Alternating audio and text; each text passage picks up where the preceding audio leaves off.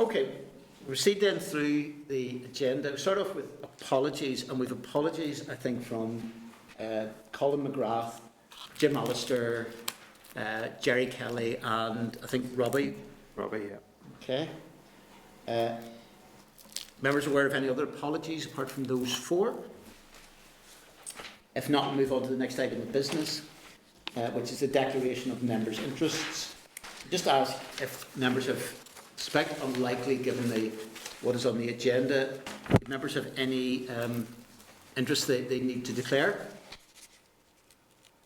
Okay, again, if not, then I would refer to item 3, which is the draft minutes of the meeting held on the 19th of January. Now, sorry? I just wanted to declare an interest as a member of the Assembly Women's Caucus. Okay. On the agenda. That's been recorded, Kelly, in that regard. Sorry, I hadn't spotted you.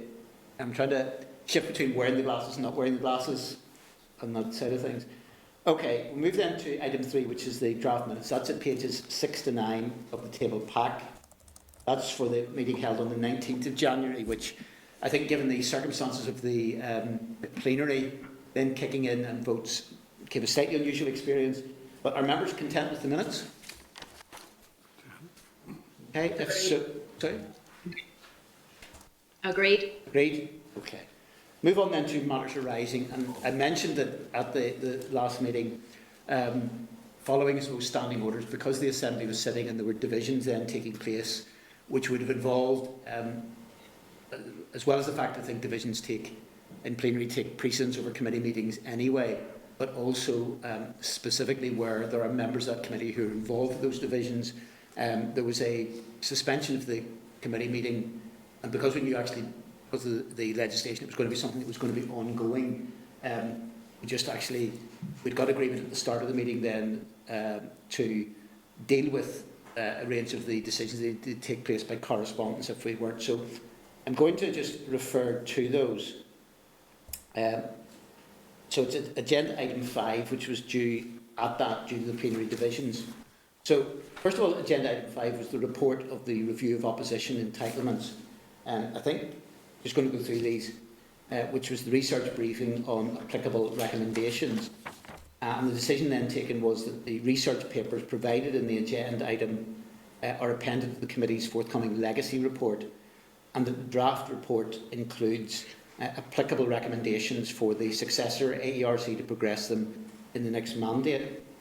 Then agenda item 6 on the previous minutes was an update on other strategic priorities, on the designation and appointments of FM and DFM, and to advise members that political parties, it was to advise further reminders to political parties who have not yet responded.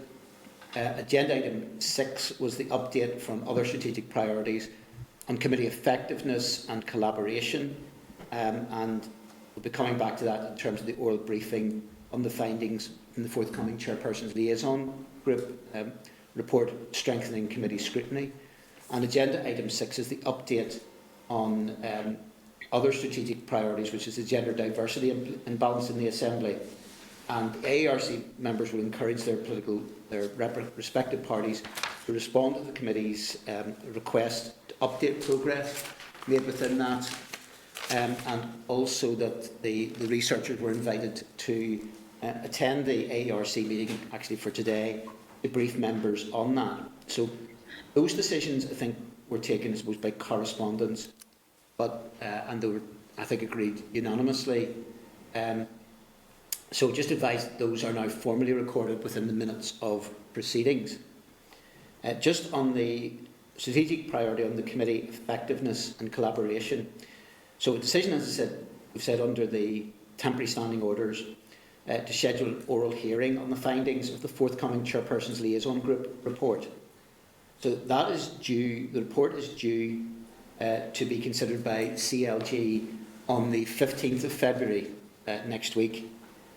Therefore, the only remaining AERC meeting which is scheduled a briefing could take place would be the final meeting on the 9th of March. Are members content, obviously on the assumption that the report is then adopted by CLG and passed by CLG, Are members content then that we take a briefing on the CLG report, that it's scheduled for the 9th of March? Members are content with that? Okay. Agreed. Okay. Then advise that in terms of any other matters arising from previous minutes, that those are all items which are contained within today's agenda. So we move on then to the next item of business, which is the gender diversity and good relations in a parliamentary context. And that is our briefing from Reyes, which we'll be getting into in a moment. I would remind members that the detailed information within this is contained at pages 11 to 51 of the meeting pack. The research paper, Gender Diversity and Good Relations in a Parliamentary Context, was considered at the meeting on the 19th of January, and members have agreed, as we previously mentioned, to invite the researchers to today's meeting to outline the findings. So I'll hand over to Ray McCaffrey from Reyes to give us a briefing on the report. Okay, thanks very much, Chair, and good afternoon, members. So the paper covers a number of areas, and I'll try to summarise them as succinctly as possible. Even given the length of the paper, there's so much more that could have been written on this topic, but I'll do my best to cover them all. Begin with the concept of gender-sensitive parliaments itself. And this is an issue that's really gained traction in recent years, and it sort of moves beyond the issue of just female representation to examine the nature of parliaments as institutions in which gender informs the rules and conventions and practices and behaviours that surround political decision making. And as the paper notes, there are a number of organisations that have been at the forefront of promoting the issue and exploring the issue of gender sensitivity in a parliamentary context. So, for example, the Interparliamentary Union defined a gender-sensitive parliament as one whose structures, operations, methods and work respond to the needs and interests of both men and women. And in 2012, the Interparliamentary Union, or IPU, set an action plan as to what a gender-sensitive parliament should look like. And for example, this included that a gender-sensitive parliament promotes and achieves equality in numbers of women and men across all of its bodies and internal structures. It fosters an internal culture that respects women's rights, promotes gender equality and responds to the needs and realities of MPs, both men and women, to balance work and family responsibilities. It equips its parliamentary staff with the capacity and resources to promote gender equality, actively encourages the recruitment and retention of women to senior positions, and ensures that gender equality is mainstreamed throughout the work of the parliamentary administration. And this was then built upon in 2016 with a self-assessment toolkit against which legislatures could measure their gender sensitivity. And the purpose of the toolkit wasn't to rank legislatures, but rather to help them identify their strengths and weaknesses in order to determine priorities for strengthening the institution. And in addition, the European Institute for Gender Equality, it actually did rank legislatures according to what it perceived their gender sensitivity to be. Its findings from 2019 show that Sweden, Finland and the European Parliament was ranked as the top three. The UK was fifth and Republic of Ireland was eighth. And the paper does contain more information on how EIGE carried out that work. It assessed the extent to which gender was mainstreamed into parliamentary work. Now, it found that while most EU member states, 71%, which at the time included the UK, had a dedicated gender equality body in their parliamentary structure, in only 12 states was it a parliamentary committee with full legislative capacity. So in the remainder, the gender equality body really took the form of an advisory committee, women's caucus or cross-party network. Where parliaments have a strategic plan, gender equality was mentioned only infrequently, with few internal bodies with responsibility for gender budgeting. So members, that's sort of like what the concept of gender sensitivity is. I'll provide an overview of each of the legislatures in the UK and Ireland in relation to their work on gender sensitivity, and I'll also cover the issue of the promotion of good relations, which also formed part of the committee request.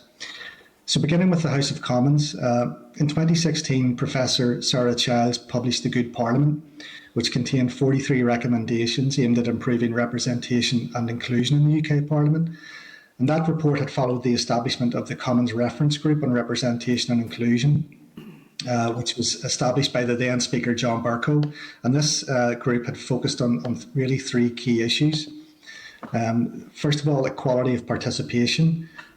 So the report asks how a diverse group of MPs might be selected for and elected to Parliament, and how, once they're elected, they could be most effective in representing their constituents' interests, scrutinising laws and holding the government to account. Parliamentary infrastructure. This covered everything from the buildings and furniture of Parliament to the official rules and working practices. And finally, the Commons culture. This dimension looked beyond the formal rules to examine parliamentary culture and its effect on diversity. So following this report, a gender-sensitive audit of the UK Parliament was carried out in 2018 based on the IPU's assessment toolkit. Now, it did identify some barriers to equal representation in Parliament, including the culture of Parliament was highlighted in recent reports of bullying and harassment, which included sexual harassment. The challenges that working in Parliament poses for family life, including the unpredictability of business and potential long hours. The financial impact of standing for Parliament, and online threats and threats to physical security, in particular gender-based intimidation, harassment and violence against female parliamentarians and female candidates. And members are probably aware that the House of Commons has in recent years been caught up in quite a bit of controversy over allegations of bullying and sexual harassment. And from that, a behaviour code, a bullying harassment policy and sexual harassment policy have been developed.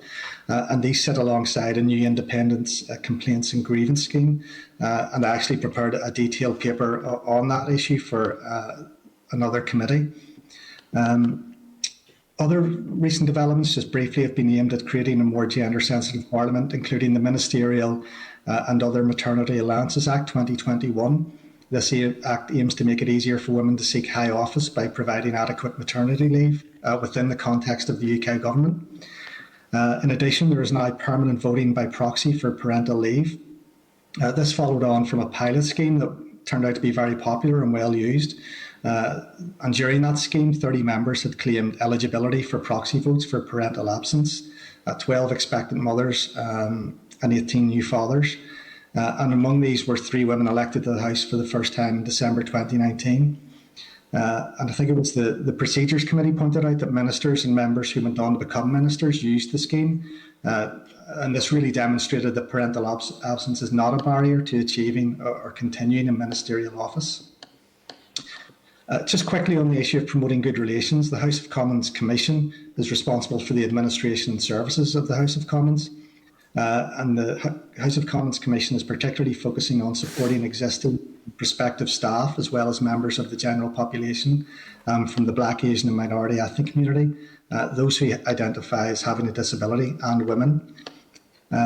And the Commons Commission Workplace Equality Networks, the WENs, provide a safe space to represent the views of underrepresented groups and really scrutinise the progress being made on diversity and inclusion goals.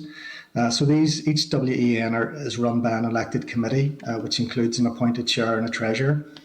And the diversity and inclusion teams of each House, House of Lords and House of Commons, allocate each group a small annual budget of £6,000, which is paid for by the Commons and the Lords. Moving on to Dáil Éireann. In March 2021, the Can Comhairle established the Forum on a Family-Friendly and Inclusive Parliament, and its aim to generate practical and achievable recommendations that could make the Houses of the Oireachtas a more inclusive, family-friendly and gender-sensitive workplace. The forum comprised TDs, senators, members of parliamentary staff and external representatives, and it considered a range of matters, including the relevant provisions of the Constitution and Dáil and Seanad standing orders, the working arrangements of the Houses, the processes that enable the Houses to take account of gender and equality issues in its legislative and scrutiny functions, the relevant policies and procedures of the Houses and of the parliamentary administration, and also international parliamentary best practice in areas including family-friendly policies, inclusivity, gender sensitivity, and other such matters as the forum sought fit to explore. So its report was published in November of last year and addressed a range of issues, including the parliamentary sitting week, maternity and paternity leave, bullying and harassment, childcare and other caring responsibilities. It also considered what additional resources might be needed to take account of gender inequality issues when legislating. As the paper notes, the report made 51 recommendations, and a number of these were prioritised within 5 broader areas. And if implemented, I think it would probably fair to say they would give fairly radical change to parliamentary practice in the Dáil. And they cover areas including a referendum to address remote working and proxy voting, increased representation of women on Oireachtas committees, reduce long, late and unpredictable sitting weeks, increase diversity in the parliamentary community. And the paper sets out more detail in relation to each of these 5 priority areas. So, for example, you can see in relation to the referendum to address remote working, the report of the forum noted that preferably by the end of the 33rd Dáil term, or until a referendum to amend Article 15 can be held, the Houses of the Oireachtas should introduce regional hubs located in other state buildings for members from surrounding constituencies to participate in certain Dáil, Senate or committee business without the need to be physically present in the parliamentary complex. And there's just an issue around proxy voting isn't allowed in the Dáil because the Constitution requires members to be physically present. So that's hence the recommendation from the forum. In addition, it was also recommended that by December 2022, Dáil Éireann should undertake an IPU gender-sensitive assessment to be followed by a 2-year plan of action, including targets and reporting commitments. Just briefly, on the issue of gender quotas in the Republic of Ireland, Section 42 of the Electoral Amendment Political Funding Act 2012 provided for the financial punishment of political parties that do not have 30% of either sex standing as candidates in the next election, and 40% of either sex in any election after 7 years from the first election. And they were punished with a 50% reduction in state funding. And the first election at which that law applied, the 2016 general election, saw a 40% increase in the number of women elected. Just quickly, in terms of promoting good relations, a key goal cited in the House of the Oireachtas strategic plan is to foster a culture of dignity and respect, diversity and inclusion. The Commission has also established the post of Equality, Diversion and Inclusion Officer that was established in 2020. And that person identifies actions to be taken to address inequality on any of the grounds set out in Employment Equality Act 1998 to 2015 of age, race, sexual orientation, disability, religion, civil status, gender, membership of the travelling community, civil status and family status. Moving on to the Welsh Parliament, there was an expert panel established in 2017 and it was tasked with making recommendations on the number of members the Assembly, as it was then known, needed, the system by which they should be elected and the minimum voting age for Assembly elections. Its remit really went beyond those sort of key tasks, and one of the issues the panel looked at was the diversity of the Assembly. It recommended the introduction of gender quotas, preferably to be set out in legislation, but in the absence of this, then political parties should implement quotas on a voluntary basis. There was some uncertainty around the Senate's competence in this area to legislate, and I think that still perhaps hasn't been resolved at the moment. The Committee on Senate Reform was persuaded by the clear and compelling evidence that gender quotas, whether legislative or voluntary, can increase the diversity of candidates and elected members. And it actually recommended further exploration of the competence issue before a bill would be considered to take the matter forward.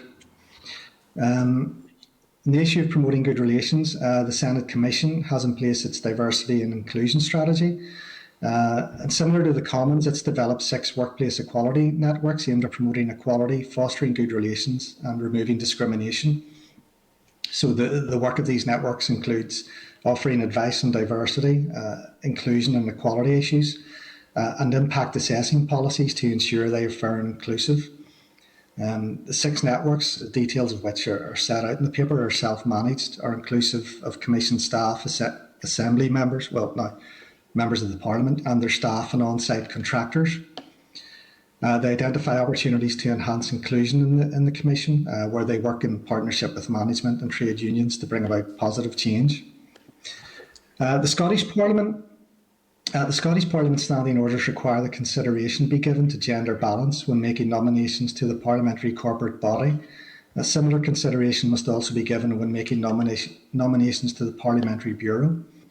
The 58 women returned at the 2021 Scottish parliamentary election was the highest number ever.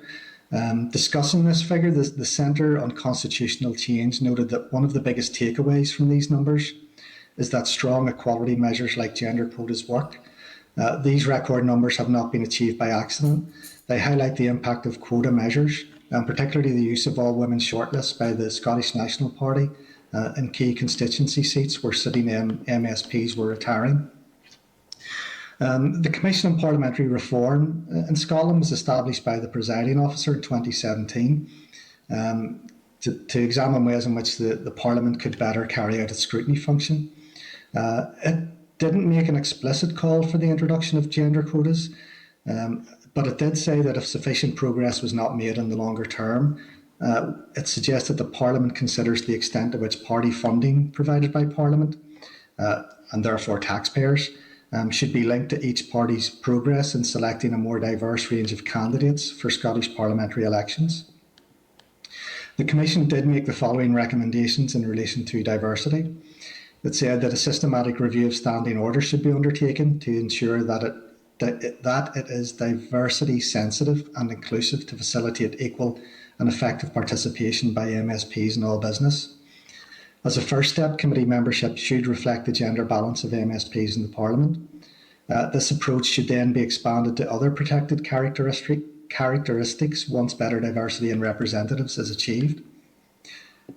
Parliament should report on key aspects of parliamentary business and MSPs by protected characteristic. Subsequently, the Parliament, political parties and others should work together to agree benchmarks for what is desirable in terms of diversity in candidates for Scottish parliamentary elections and set a realistic timetable for achieving this. And finally, it noted that Parliament should also be proactive in promoting a range of measures to bring diversity into the Parliament. Just quickly on the issue of good relations, the Scottish Parliamentary Corporate Body has developed an equality and diversity strategy, and sort of again similar to Wales and the House of Commons, has established a network of equality groups. A delivery plan developed on a yearly basis sets out the activities required to allow Parliament to deliver the priority outcomes set out in the strategy. A diversity and inclusion board oversee the activities included in the delivery plan and also monitor progress. Each network meets regularly and has its own remit, roles and forward work plan. Two chairs from the network sit on the Diversity and Inclusion Board where issues can be addressed at a higher level. Chair, I'm conscious I've spoken for some time, so I'm happy to leave it there. The paper contains further information on women's caucuses, but it's reasonably straightforward. So at that, I'm happy to try to address any questions, perhaps. I think that's very useful. I suppose maybe just lead off with one area. In terms of, if you like, some of the challenges that are there on gender issues, I suppose there would be a range of categories you can put that. There's the issue about representation in the first place, and obviously as part of that then retaining that balance within a parliament, because it's not just about being able to attract a range of candidates who will then be elected, but also then, and we've seen this sometimes in local government as well, about creating an environment in which people then don't feel, once they've done one term, that isn't for them, and you get differential dropout rates, if I can put it that way. Secondly, I suppose there's issues around, within any parliamentary system, how we adapt to family-friendly working practices and hours, and I suppose allied to that, which obviously you made reference, I know, particularly there's an interesting, I suppose, issues, particularly in the Dáil, because of some of the constitutional requirements in terms of on the issues which relate to remote working, and it strikes me that beyond also the broader representation of gender issues, that remote working will be something, I think, which will also fit within a wider context that when, hopefully in the relatively near future, we're in a situation where we feel that the pandemic and the effects of the pandemic are largely behind us, the experience of some of the measures that we've had to put in place on a temporary basis within the Assembly and other places, I suppose there's got to be, I think, a very careful study about which ones then actually are of good advantage to actually carry forward into the future, what we can adapt. And I suppose the third aspect is with regard to, irrespective of what the exact procedures are, the rules and regulations, it is within any institution, what is the culture within that? And it does strike me that potentially, certainly from the example of Westminster, that there probably seems to be, and maybe this is an unfair accusation, but almost the larger the institution, the more danger that there is of a level of toxicity in terms of culture that can potentially be there. I'm not suggesting that we're immune from that. But I just wonder, in terms of, be it either in the broader UK context or European context, in terms of the studies that have been done on where the balance of issues are and where the prioritisation, the successive measures, and indeed how gender sensitive different institutions are, has there been any particular level of distinction drawn in terms of success and some of the challenges there between, particularly European context, national parliaments and regional assemblies? Because one can see that potentially, while there are similar issues, the exact emphasis on each, and indeed maybe some of the solutions that would be provided to each, may be different.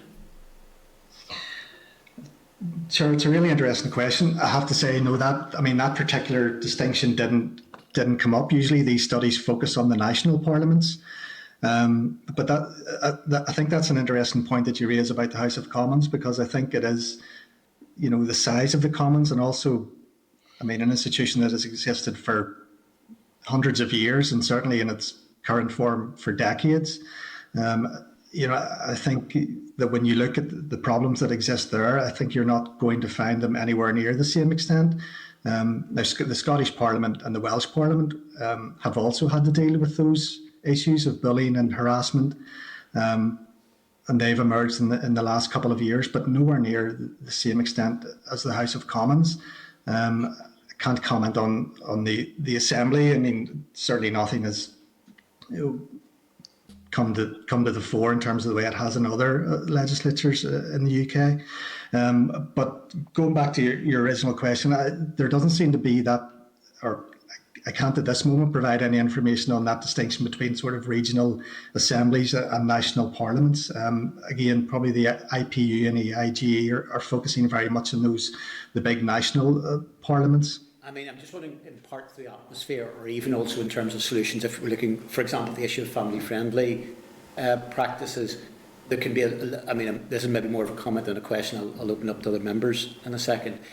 But I wonder if there's a bit of a divergence of approach, or they may well be described as opportunities that would be here for us, which wouldn't necessarily exist in a national parliament, where they are concentrating a large number of people in a particular building or set of buildings that would run for several days, in which at any one particular time in the week, where either sort of somebody's then moving back for the night to effectively sort of a second home or temporary accommodation, as opposed to those who are actually able to go back largely to their families sort of overnight. And I suppose one of the things, at least, we have a little bit of advantage of geography in Northern Ireland, is that nowhere in Northern Ireland is really more than ultimately about 2 hours away from roughly speaking,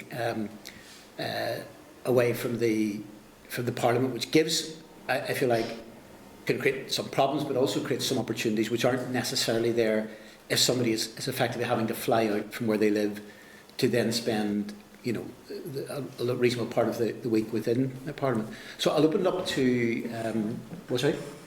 Kelly, I think, was first, and then. Thank you, Chair. Ray, thank you very much for your presentation. Quite a lot of what you've covered there, the Women's Caucus has also looked at and declared an interest. I'm a member of that. What I found was quite interesting is when you discussed about how we can actually bring forward more progressive ways of looking, for instance, gender budgeting.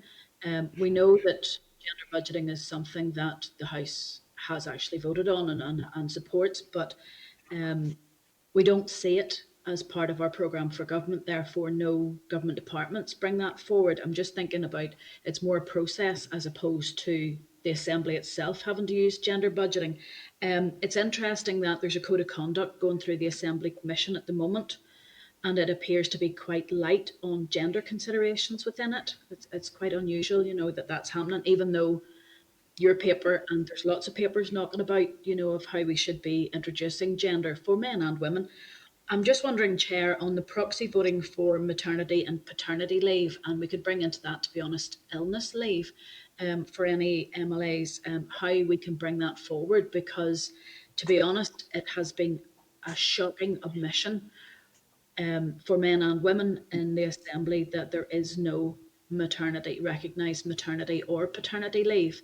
And for those MLAs who are, unfortunately, have illnesses, the pandemic has actually allowed those people time, to be ill. I'm just wondering, is there something that we can then take forward rather than just being in the legacy report, that before the end of this mandate, I think, anything we... the complication probably we have in the very short term, because I think it's about actually flagging up within the legacy report areas which need to then to be dug down in much greater detail. I think the pure practicalities of getting a report together which could then, because obviously irrespective of what this committee agrees, it's actually what is on the floor of the Assembly is what becomes the official position on it. So I think what we need probably in the broader level on it is to reflect all the issues that have been raised with us within the legacy report, so that there's a really substantive piece of work can be done ultimately within the next mandate. I think it's difficult given time frame, and I suppose given even as well the pressures that are there. There'll be different views over the necessarily the sense of all of this, but even over the basis of the wide range of legislation which is coming through at a very last minute, but of getting, for instance, a position where there could be an agreed report and onto the floor of the Chamber. But I think that the legacy report, but making those quite explicitly an issue could be. But I'm just wondering, again, on that, Kelly, is there anything else specifically you want to raise by way of a question for Ray? I'm just wondering, as we have here from the point of view of Ray. Well, I'm asking has the Code of Conduct for the Assembly Commission actually been in contact and got a copy of these types of gender budgeting reports?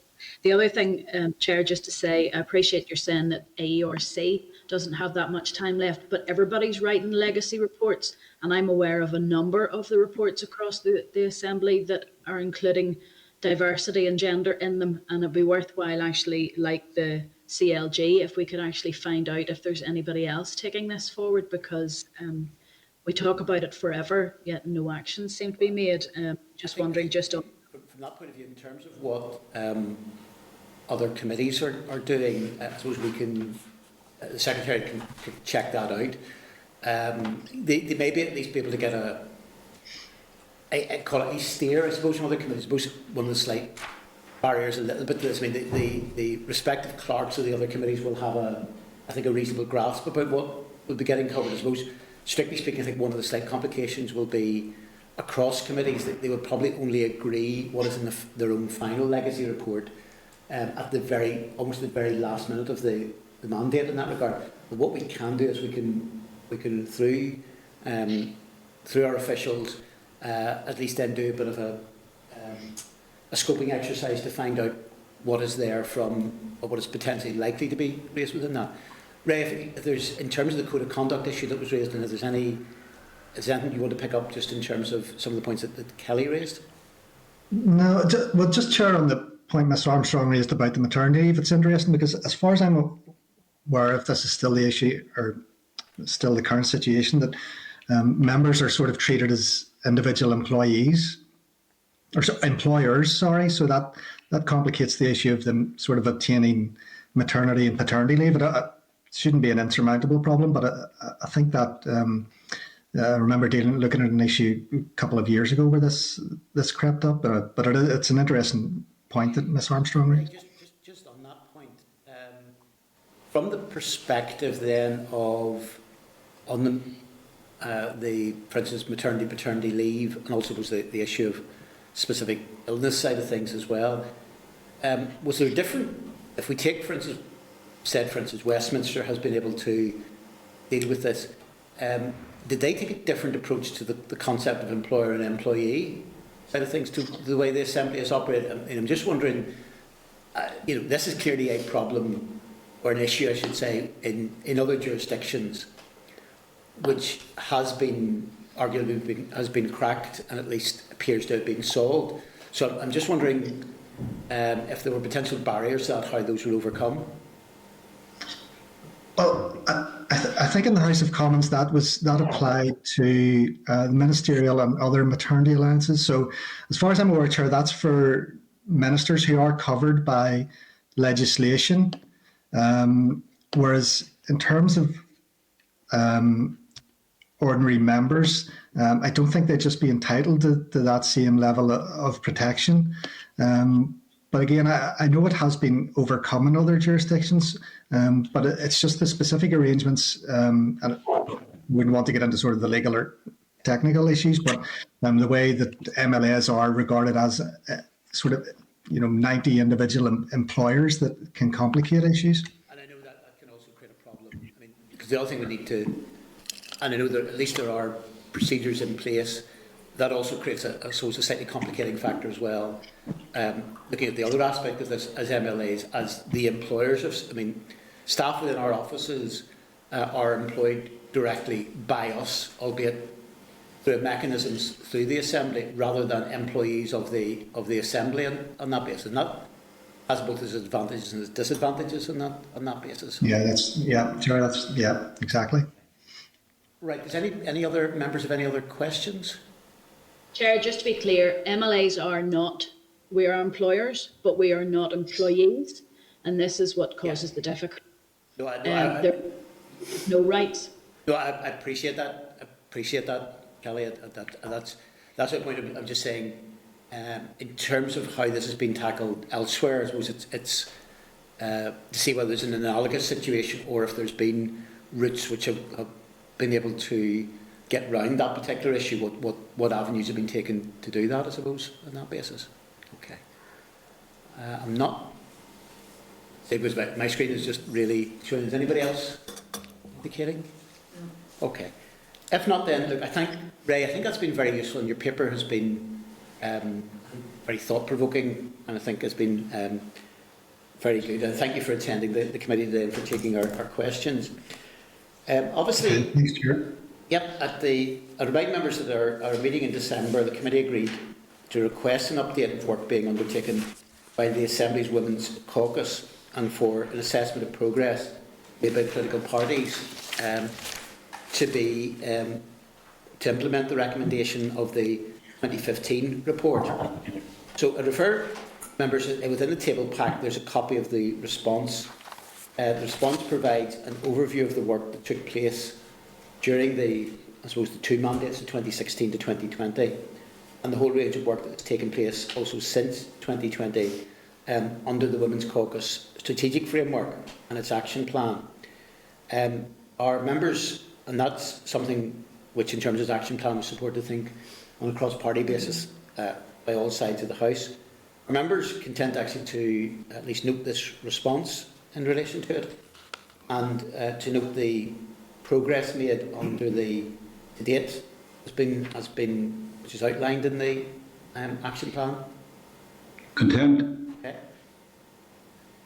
So, in terms of that progress made on the strategic policy, are they content? Obviously, that progress it is, and take on board what's been said earlier, that is then reflected in the committee's legacy report, which also will detail the related research and evidence, and it's recommended that the successor AERC considers taking this further forward on the matter at the next mandate. Are members content?